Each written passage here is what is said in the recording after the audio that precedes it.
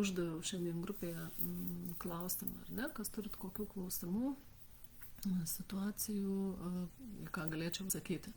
Tai per daug nesirinkdama, pradėsiu nuo pirmo ir eisiu toliau. Ar kiekvieną dieną, ar kas antrą, kaip nuotaika bus, matysiu. Bet šiandien pirmas klausimas yra kontrolė. Ne? Ačiū labai už klausimą kontrolė, kaip ją įveikti. Arba kaip kontrolė, kurią norisi naudoti kitiems žmonėms, persikelti ant savęs, kad kontroliuoti savo veiksmus ir jausmus. Tai pradėti gal reikėtų nuo to, kas yra kontrolė. Kaip jum jinai jaučiasi. Pavyzdžiui, imam kažkokią energiją, emociją, įvardinam, nenorim jausti kontrolės, norim ją į kažką kitą pakeisti, transformuoti, ką reikia daryti, nuo ko pradėti. Kaip aš jaučiu tą emociją, kas yra kontrolė, nuo ko ji mane saugo, kelti klausimą, o kam ji man reikalinga, nes jeigu mes nepaleidžiam, pavyzdžiui, kontrolės, vadinasi, gali būti, kad jie veikia kaip savisaugos mechanizmas, kuris nuo kažko saugo. Nuo to, ko mes nežinom, nesuprantam, nepasitikim, nemokam ar panašiai. Kontrolė tarsi padeda išlaikyti tam tikrus rėmus, būti tam tikruose rėmuose, kurie mums yra, tie rėmai, o kas jau viduje mums yra aišku, žinoma, protui suprantama, tai čia yra okei. Ir būtų gerai, kad viskas taip ir liktų tuose rėmuose, jokių čia staigmenų, jokių netikėtumų, jokių ne pagal planą, viskas turi būti sukontroliuota, sužiūrėta taip, kaip aš žinau, suprantu, tada viskas vyks labai gerai. Toks mąstymas gali būti ar ne, bet kiekvienam tai turbūt individualu ir kiekvienas turėtų pasižiūrėti per save, ką jam duoda kontrolė, ką padeda savyje išsaugoti, apginti, pasiekti galbūt ar ne, ir į ką būtų tada galima tą kontrolę keisti. Ir kodėl aplamai ta kontrolė yra, kaip minėjau, ar ne, man, pavyzdžiui, kai aš jau per savo kontrolę ir tvarkiau, man tai jinai tokia, už jos, reikia žiūrėti, o kas slepiasi už kontrolės? Kodėl aš kontroliuoju? Aš kontroliuodavau, nes, sakykim, žiūrint dar kurios srity pasireiškia ta kontrolė. Vieniem jinai pasireiškia profesinėje srityje, sakykim, darbe, kitiems su antra puse, su vyru, ten su vaikais, su draugais, dar kažko, yra sritys, ar ne? Man buvo kontrolė vaikuose, aš vaikus kontroliavau. Jie mažiukai buvo, tai man atrodė, kad jie ten turi daryti taip ir dėl ko aš juos norėjau sukontroliuoti. Todėl, kad pas mane buvo ta tokia kaip ir puikybė, ar ne? Aš žinau geriau, kaip turi būti, kaip reikia, plus savanaudiškumas, nes jeigu jie elgsis ne taip, kaip aš noriu, man galbūt darys gėdą prieš žmonės. Gal man nesmagu bus nepatogu, nes taigi aš čia matoma ir žinoma ir mangi labai svarbu tą ček užsidėti, kad ir mano vaikai labai jaučia, labai faini. Ir jeigu jie elgiasi kažkaip nefainai, viešumoje ten susistumdo, susipeša, mažiukai ypatingai, Džiugas su Vėjūne, jie tokie kaip kačiukas su šuniuku, bet žaidimo forma, bet kartais tai perauga ir į pasireikalojimus, ir ašaras, ir pasistumdymus. Tai man tai buvo toks, kaip ir gėda, žinai, tai tada prasideda ta kontrolė, kad vaikai, būkit ramiai, darykit, kaip aš liepiu, kaip aš sakau, dėl savęs, tas toks, ar ne. Kiti kontroliuoja darbe, pavyzdžiui, bijo kažką suklysti, tai yra vėlgi ta baimė, ar ne, už kontrolės dažnai slypi baimė. Baimė, kad kažko nepadarysim, nespėsim, kažkaip neįgyvendinsim lūkesčių, ar ne? Ir tai kiekvienam yra labai individualu, nes, pavyzdžiui, kontroliuoti galim tada, kada vaikystėje, sakykime, siekėme pripažinimo tėvų, ar draugų, ar mokytojų, kas patikintų, patvirtintų, kad šaunuoliai, gerai darai. Ir tarsi tu pradedi kontroliuoti viską, kad tik gauti tą patikinimą, patvirtinimą, kad su manim viskas gerai, nes jeigu kažko nepadarysiu taip, kaip už tai, ką gavau, tą patikinimą, tai jau bus blogai. Čia kaip su šuniukų dresiravimo, ne? Atlik teisingai, padaryk tvarkingai, gausi skanėstą, ar ne? Tai ir žmogus, vat, jisai jeigu atpažino, kad kažkoks tai elgesio modelis veikia ir aš už tai gaunu apdovanojimą, prizą, pagyrimą, patikinimą, kad su manim viskas gerai, vadinasi, aš elgiuosi teisingai, reikia taip ir elgtis ir toliau ir jokių būdų negalima nukrypti nuo kurso, nes tada kažkas bus. Ir va čia reikia atsakyti savo klausimą, kas? Kas blogiausio gali įvykti? Kas gali tokio nutikti, jeigu aš iškrypsiu iš to kurso? Jeigu aš nesitvarkysiu šeštadieniais, kaip visada. Jeigu aš neišsiplausiu bliūdų vakare, kaip visada. O ryte, pavyzdžiui, susidėsiu į skalbinkę. Jeigu vaikai kažko tai nesusitvarkys kambario tada, kada aš pasakiau, o ten, sakykime, po kelių dienų, kas tokio nutiks svarbaus? Gyvenimas sugrius, kataklizmas, kas pasikeis, susirgsiu, iš darbo atleis, kas? Nėra, viskas tik mūsų proto žaidimas, viskas tik tas automatinis elgesys, atkartojimas tam tikrų veiksmų, kurie veda link to norimo apdovanojimo. Ir kad atpalaiduoti tai reikia vis tiek rasti, kaip visada, nieko naujo. Kurioj kūno vietoje jaučiu kontrolės jausmą, kaip jinai atrodo ten, kur jinai, ką jinai su manim daro, kaip su žmogum, su mano struktūrom, kaip jinai elgiasi, kaip aš elgiuosi tam tikrose situacijose, kuriuose jaučiu kontrolę. Ir tada jeigu aš kontrolę keičiu ir transformuoju į pasitikėjimą tuo, kas vyksta, į pasitikėjimą visata, savo gyvenimo planu, pasitikėjimą savimi, kaip tada aš jau elgiuosi tam tikrose situacijose. Pasimam 2 modelius ir pasižiūrim prieš ir po. Kaip aš elgiausi, kai aš turėjau kontrolę ir kaip aš dabar jau elgčiausi, jeigu aš neturėčiau kontrolės. Ką aš sakyčiau, ką aš daryčiau, kaip aš elgčiausi, kokius sprendimus priimčiau, koks mano kelias būtų be kontrolės. O su tuo pasitikėjimu, lengvumu, tokiu žaismingumu, improvizavimu. Nes improvizacija tai yra toks dalykas, kada ten kontrolės nėra. Gyveni ne pagal kažkokį surašytą scenarijų, o improvizuoji pagal tai, kas vyksta tavo gyvenime, kas į jį ateina, ką tau paduoda, kokias situacijas ir tu priimi sprendimus ir žiūri tai su žaismingumu tokiu, kaip įdomu, pabandom taip, o davai kitaip. Nulaužiam sistemą.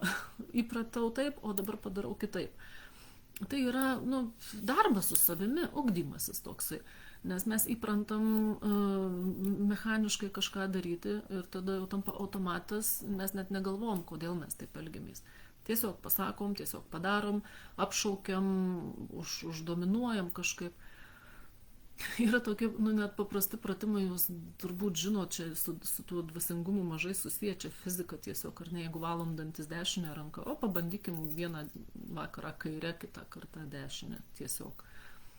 Tai yra sunku pakeisti tai, kas yra mums įprasta. Bet darant, bandant, vis einant kažkur kitų kelių kitaip negu kaip visada, jau smegenyse atsiranda naujos sinapsės, naujos jungtys, nauji kažkokie variantai. Tai ir su ta kontrolė, galima, jeigu norima padirbėti, pasimti popieriaus lapą ir susirašyti tas situacijas, kuriuose ryškiausiai pasireiškia ta kontrolė. Galim savo užduoti tiesiog klausimą, kad man suprantamu būdu atsisiunčiu informaciją, prašau parodyti, kaip patogiau, kokiose situacijose, kur yra ta kontrolė pas mane pasireiškia. Ir tada toks vaizdinys, vis tiek prisiminsit kažką, kur kontroliuojat labiausiai. Ir tada eikit su klausimais savo, gerai, radau ten kontrolį. Kodėl, kas už tos kontrolės slepiasi, ką man ta kontrolė duoda, nuo ko jie mane saugo. Kelti savo klausimus ir bandyti viduje mintyse savo juos atsakyti, gauti tą informaciją. Kodėl, kas, kaip, už ką. Ir jau kai žinai iš tuos dalykus, juos lengviau atpažįsti eigoje, vyksta kažkokia situacija ir jau nėra tokio automatinio reagavimo, iš principo kažkokio tai kontroliavimo. atsiranda viskas, tas matymas iš šono tarsi persikelia ir žiūrisi, ir kai save matai iš šono geriau, tada gali ir pastabdyti save, sakyti stop, o ką aš čia dabar darau, o kodėl aš čia dabar tai darau, ar sakau. Ir pabandyti save, taip irgi pakontroliuoti save, ne kitus, o savo mintis ir savo elgesį ir visų tokių pristabdymų tarsi, stop, palauk, kodėl aš čia tą darau. Ir aišku, jeigu už kontrolės yra, sakykime, baimės ar nepasitikėjimai ir kiti jausmai, tai vėlgi dirbti nuosekliai toliau su kitais tais jausmais, su tom baimėm, bet ko aš bijau, kas atsitiks. Baimę keičiu į drąsą, o tegu atsitinka, ir pažiūrėsim, kas ten bus, nes dažniausiai viskas, kas vyksta, mes ką įsivaizduojam savo viduje, kas bus jau ten, kas atsitiks, tai yra perdėtai išpūsta, mūsų pačių susikurta, išsigalvota ir pateikta kaip realybė, o iš tikrųjų ten nieko nėra, nėra taip baisu, kaip mums atrodo kartais, ar ne, nėra taip blogai, kaip mums atrodo. Mes tik bijom tos nežinios. Bet protas, jisai nori žinoti viską, jisai nori paskaičiuoti, apčiuopti, suprasti ir pateikti, kaip jam suprantamu būdu, bet protas negali visko žinoti. Jis nepajėgus suvokti visko, kas yra už proto ribų, už fizinio lygmens ribų. Aš tai galiu kalbėti, sakykime, protui suprantamų būdų, perteikti tam tikrus dalykus, kad aiškiau mums patiems būtų. Bet reikia suprasti, kad protas nežino visko. Ir ta kontrolė kylanti iš proto poreikio viską sudėlioti į jam suprantamas lentynas, jinai nėra gera iš tikrųjų. Jos šiek tiek reikia, bet tada ne kontrolė turėtų būti, o savistaba. Aš stebiu save ir sąmoningai reaguoju, sąmoningai elgiuosi, sąmoningai vertinu aplinką. Tai tą kontrolę keisti irgi į tą savistabą, kad geriau į save tai nukreipti. Ir kai trūksta, pavyzdžiui, to pasitikėjimo, o kaip pasitikėti tuo, ko tu nežinai? Protas, jisai nori žvirblio saujoje, o ten briedis lankoj kažkur yra jis ar nėra, iš kur žinoti, ar jis yra ar ne. Vėlgi treniruotės. Treniruotės tokios, važiuojat prie parduotuvės, pavyzdžiui, ir daug automobilių, kai būna pristatyta, ar ne, ir reikia vietos. O pasitikėkite viduj, pasitreniruokit, pabandykit patikėti, kad stovi vieta, yra paruošta jums vieta, netoli įėjimo. Ir jeigu pamatot, pavyzdžiui, vietą tuščią kažkur toli, kur jums nepatogu, o pabandykit pravažiuoti su ta mintim, kad aš žinau, kad man yra paruošta vieta, patogesnė, arčiau, geriau kažkur, ar ne? Tai realiai nieko neprarasit. Kelias minutės. Net jeigu ji ir nebus ta vieta paruošta, apvažiuosit ratą, pasistatysit kitur. Tai nieko nekainuoja iš esmės, bet toks treniravimasis, to pasitikėjimo, kad manim bus pasirūpinta, tai yra vienas iš būdų, tiesiog darbas su savim vėl. Ir aš dažnai tą praktikuoju, kada važiuojam ten ar į turgų, važiuodavom, ar į parduotuvę, ar kažkur, kai ieškai, kur pasistatyti mašiną, visada tą jausmą išsišaukiu, manim bus pasirūpinta, mūsų laukia vieta, važiuoju toliau ir ateina, žiūri, stovi ta vieta laisva, prašom statyk. Tai yra tokių triukų daug, kur galima ugdytis, prisigalvoti reikia, ką dar sugalvoti galima, kaip dar patikrinti, ar veikia tas mano pasitikėjimas, ar dar jisai silpnas. Ir ar bus ta vieta paruošta, irgi priklauso nuo mūsų to vidinės intencijos, tokio tikrumo, stiprumo, kad aš tikrai žinau, kad manim bus pasirūpinta. O abejonės visos, kurios kyla, gal ne, o gal nebus ir taip toliau, tai gerai, dirbam, abejonės keičiu, transformuoju į žinojimą, į pasitikėjimą ir taip toliau. Tai čia šiaip apie protą pradėjau kalbėti, tai mačiau irgi dar vienas klausimas yra, kaip tą protą nuraminti ir kad jisai netrukdytų ir būtų galima girdėti tą savo intuiciją, širdį ir taip toliau. Tai prie to pačio yra mūsų esybės dalys, ar ne, ir mes galime rinktis, ko klausyti. protas yra labai reikalingas, jį galima klausyti tada, kada reikia atlikti kažkokias proto reikalaujančias užduotis, darbe, skaičiuoti, rašyti ar daryti kažką, ar ne. Bet jeigu man reikia, pavyzdžiui, pasikalbėti su savo vidum, su savo širdim, su savo siela ir protas trukdo, tai aš ir sakau, kad dabar protą prašau užimti jam skirtą vietą ir netrukdyti reikštis kitoms mano dalims. Dabar aš noriu pakalbėti, sakykime, su savo širdim. Ir įsivaizduoju protą gal kaip tokį hiperaktyvų vaiką, kuris jam viskas įdomus, visur lenda, jis kišasi, jis nori savo nuomonę pareikšti, jis užgožia tą vidinį balsą dažnai ir visą kitą. Tai jam tarsi įsivaizduoju, kad duodu kokią knygelę, barškutį, žaisliuką ant kėdutės, ramiai dabar tu pasėdėk, čia pavartyk, paskaityk, paspalvok. Dabar aš su tavim nekalbu, aš noriu kalbėti su savo širdim, siela, dvasia ar panašiai. Tai, tiesiog aš valdau, aš pasakau, su kuo aš noriu. Ten prie klausimo buvo irgi kaip ta nebuvo ten, bet tiesiog kaip girdėti širdį, ar ne? Tai vėlgi darbas su savim, pasižiūrėjimas, pamatymas, pabandymas įsivaizduoti, uždavimas savo klausimo, o kaip atrodo mano širdis.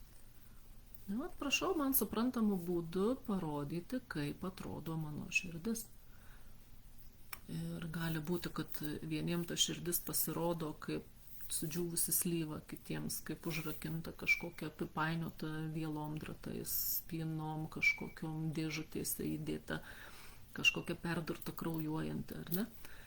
Ir kai mes sakom, kad aš noriu girdėti savo širdį, o jinai tokia, ką mes galim girdėti, ką jinai mums gali pasakyti ir patarti, ar ne?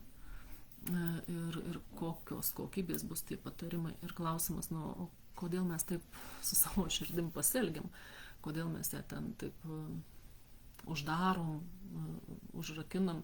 Tai taip, situacijos kažkokios sukuria, kažkur nusivylėm, buvom įskaudinti, ten meilė paliko, ar ten, sužeidė man širdį, ar ne? Mes įvardinam dažnai, kaip ta mūsų širdis jaučiasi ir atrodo, bet įsivaizduom, kad tai tik vaizdingi posakiai, čia nieko nereiškia, bet iš tikrųjų reiškia. Ir kaip atstatyti tą širdį, tai vėlgi užduoti savo klausimą, kokia situacija sukūrė, kad taip ta širdis mano dabar atrodo, kad jinai tokia ten ar užrakyta, ar sužeista, ar kokiom vielom apipinta. Ir kai iškyla vaizdinys, kokia ta situacija, kas ten tokio jau įvyko, reikia dirbti, tvarkyti savo, per kokią emociją, ką aš tuo metu jaučiau, ten skausmą, nepasitikėjimą, nusivylimą, kur tai manyje gyvena, kaip atrodo. Visą tai keičiu ir transformuoju į ramybę, meilę, pasitikėjimą, ar ne. Kai tą susitvarkau, tada sakau, kad paleidžiu gijimo procesus, atstatau pažeistas širdies struktūras, paleidžiu gijimo procesus. Atsiprašau širdies, kad ilgai jos neklausiau. Jinai gal norėjo man kažką pasakyti, bet aš negirdėjau, nenorėjau, neklausiau, ignoravau jos balsą, ar ne, tarsi atribojau. Tai tos tokius atribojimus pašalinu, trukdžius, blokus, kurie trukdo susijungti ir girdėti širdį. Ir kai ją atsiprašau, žiūriu vėl, kaip jinai keičiasi, bet kiekvienas mano žodis pasakytas daro kažkokį pokytį, ar ne, vaizdinyje. Jeigu aš sakau, atstatau pažeistas struktūras, pašalinu viską, kas ten neturi būti toje širdyje, ar ne, žiūriu, kaip keičiasi širdies vaizdas po mano šito pasakymu. Ir kai jau jinai atsistato, aš tada sakau, kad siunčiu meilę, dėkingumą, kad džiaugiuosi, kad ta širdis yra, kad aš galiu ją matyti, girdėti, jausti, kad išreiškiu ketinimą kasdien su ja bendrauti. Tas ryšys atstatomas tuo tokiu darbu su savimi, kada kasdien vos nepaklausi, širdelė, kaip tu jautiesi, kaip tu manai, ką tu galvoji, siunčiu tau meilės. Čia kaip susidraugauti su svetimu žmogum, ar ne, jeigu ilgai gyvenom be širdies balso, be tos laisvumo, be intuicijos, tik per protą, tik per kontrolę, tik per viskas čia, tai reikia šiek tiek laiko, kad tą ryšį atstatyti, sustiprint, pajaust, kaip su svetimu žmogum susidraugauti, ar ne, paklausi vardo, kaip sekasi, kur dirbi, kaip jautiesi, o tai ką, ir užsimesga tada tas ryšys ir jau tu po kurio laiko sakai, aš tave žinau, pažįstu. Tai tas darbas toksai su savim yra labai svarbus, būtent, kad atstatyti ryšį su širdim. Ir tada daug aiškiau jinai girdisi ir atsakymai būna kitokie, kai jinai būna jau atstatyta, jos struktūros išvalytos, energijos ten sukasi geros ir taip toliau. Tada tikslinga yra klausyti širdies balso. Tai vat. Tai šiam kartui tiek turbūt. Jeigu ką, rašykit, pasidalinkit, kaip sekėsi su ta širdele. Jeigu kam nepavyks, irgi rašykit.